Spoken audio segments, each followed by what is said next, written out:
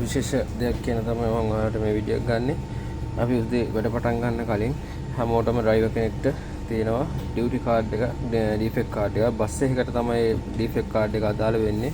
මේ තියෙන defect card එක අපි හැමදාම උදේට බස් එක ගන්නකොට ඒ බස් එකට අදාළ ඩිෆෙක්ට් කාඩ් එකක් පුරවලා අදාළ විස්තර දාලා වෙලා බස් එක මුලින්ම චෙක් කරන්න ඕනේ. බස් එකේ ගොඩක් දේවල් තියෙනවා චෙක් කරන්න. මේ හැම එකම එකින් එක සෙක්ෂන් වයිස් අපි චෙක් කරන්න ඕනේ.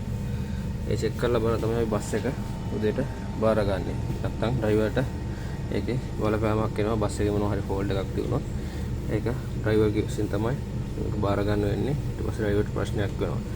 ඊට අමතරව මේකේ අනිත් පැත්තේ තියෙනවා හදිස්සිය හරි අතරමඟදී අපි ඩ්‍රයිවිං කරන අතරතුරම හරි ෆෝල්ට් එකක් වුණොත් ඒ ෆෝල්ට් එක ලියලා ඩ්‍රයිවර් අස්සම් කරලා වෙලාව දාන්න ඕනේ.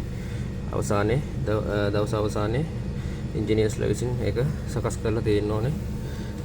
හදිස්සිය හරි අපි ගමන පටන් ගන්න කලින් මොනවා හරි ෆෝල්ට් එකක් තියුණොත් ඒකත් සඳහන් කරලා බස් එක මාරු කර ගන්න ඕනේ. නැත්නම් එන්ජින් එකකින් ඇප්පුව එක අරන් තමයි අපි ආපහු දුවන්න දාවන තත්වයට සුදුසුයි කියලා වෙලා ඒගොල්ලෝ රෙකමන්ඩ් කරොත් තමයි අපි ධාවනයට පටන් ගන්න. නැත්නම් අපි වෙන බස් එකක් මාරු කර ගන්න ඕනේ.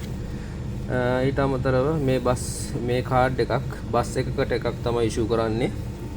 කියන්නේ මුළු දවසම උදේ පාන්දර පටන් ගත්තාම බස් එකක් සාමාන්‍යයෙන් ඩ්‍රයිවර්ස්ලා 3-4 දෙනෙක් අතර මාරු වෙනවා දවස් අතුලතදී උදේට ගන්න එක්කෙනා මේක ඩිෆෙක්ට් කොම් චෙක් කරලා සයින් කරලා බස් එකේ මේක කාඩ් එක වෙනම රඳවන තැනක් තියෙනවා. එයා දාලා තැන රඳවලා මේකේ තියන්න ඕනේ මුළු දවසම වැඩ ඉවර වෙනකම්. ඒක විතර තමයි ඒක වෙන්නේ. ඉතින් හවසට සයින් ඔෆ් වෙන කෙනා ඩියුටි ඔෆ් වෙන කෙනා බස් එකේ ධාවනේ අවසන් වුණායින් පස්සේ මේ කාඩ් එක ආය ඔෆිස් එකට බාර දීලා බස් එකේ ෆෝල්ට්ස් නැත්තම් වෙනම බොක්ස් එකක් තියෙනවා. ෆෝල්ට්ස් තියෙනවා නම් ඒ ෆෝල්ට්ස් බොක්ස් එකට දාලා වෙලා ඉන්ජිනියර්ස්ලා චෙක් කරනවා. ඊළඟ දවසට දුවන සුදුසුත්වයට පත් කරලා දෙනවා අපිට ආයි. ඒක තමයි විශේෂම දේ. මේ කාඩ් එක නැතුව බස් එකක් දුවන්න බෑ. ධාවනේ දුවනවා නම් අනිවාර්යෙන් කාඩ් එක නැතුව දිවුවොත් ඩ්‍රයිවර්ට ලයිසන් එක කැන්සල් කරන්න හරි දඩයකට යත් වෙනවා හරි පුළුවන්. ඊට අමතරව මේ කාඩ් එක වැඩිපුර අමතර කාඩ්ස් ඩ්‍රයිවර්ස් ළඟ තබා ගන්න බෑ. ඉස් කාඩ් ළඟ තියාගන්න බෑ. පුරවපු කාඩ් එක බස් එකේ තියෙන්න ඕනේ. එච්චරයි. අමතර කාඩ් එකක් තියාගත්තත් එයාට ඒකටත් අට හරි ලයිසන් එකට බලපෑමක් හරි සිද්ධ වෙනවා.